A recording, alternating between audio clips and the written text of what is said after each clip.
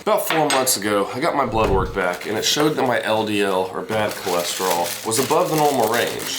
So I decided to implement a new routine. Not only lowered my LDL into the normal range, but also increased my HDL, or good cholesterol, and improved my overall cholesterol ratio even more and lowered my risk of heart disease. So, what was my secret to making this happen?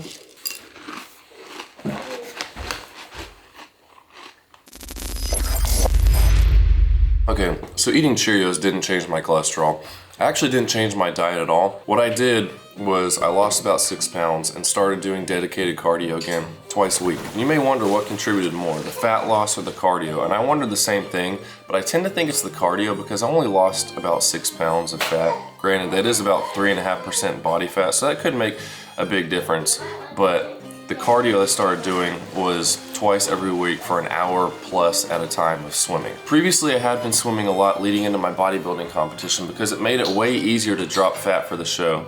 But when I switched over to powerlifting and gained about 18 pounds, I quit doing the cardio because it was making it more difficult for me to get down the food I wanted to gain the weight. And after I did a couple powerlifting meets, I'd been out of the habit of doing cardio for so long that I just didn't do much besides walking. However, after seeing my blood work results in October of last year and finding out that my LDL cholesterol was above the top of the normal range, it gave me the push that I needed to get back into it. My LDL to HDL ratio was actually still quite good and low back in October in those results, but seeing that LDL above the normal range still just showed me that even though I may feel fine, I might not be as healthy as I think. And getting back into the swimming was a little tough, but it only took about 3 sessions until I was back to swimming the entire hour nonstop. And I got a bone conduction headset that allowed me to download and listen to sermons while swimming, which broke up the monotony of just swimming back and forth in a pool and made it much more enjoyable, to where there were times I even swam for almost an hour and a half straight. I get that swimming isn't for everyone, but that's just my preferred form of cardio because of my lower back issues. So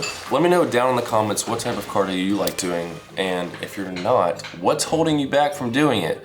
Because it's about keeping your heart healthy, not just losing fat. So let's take a look at the lipid panel with all the cholesterol results. Taking a look at the blood work, all my lipid markers improved from losing those few body fat percentage points and adding in the cardio. The total cholesterol went from 186 to 164 with the reference interval of 100 to 199, with the lower numbers being better. The triglycerides dropped from 43 to 52, which is a 17% increase. The HDL went up to 65 from 60, and a higher HDL is actually a good thing, and that'll help improve the LDL to HDL ratio, which lowers your risk of heart disease. The LDL went from 116 to 90, which is a 22% decrease on a reference range of 0 to 99. So I was, 15% over the reference range, and now I'm 10% below the top end. So lower is better, and that was a big improvement. So again, when I got those initial results, I wasn't too worried about it because from what I researched, if your LDL to HDL ratio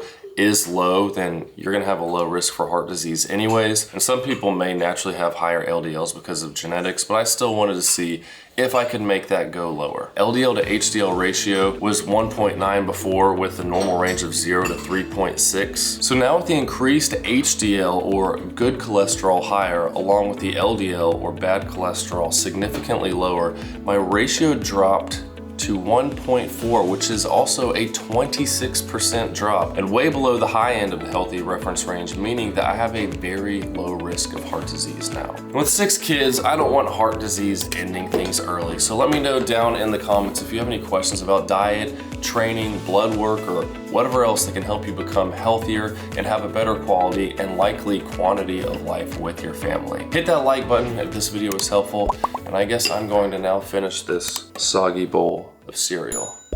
See you soon.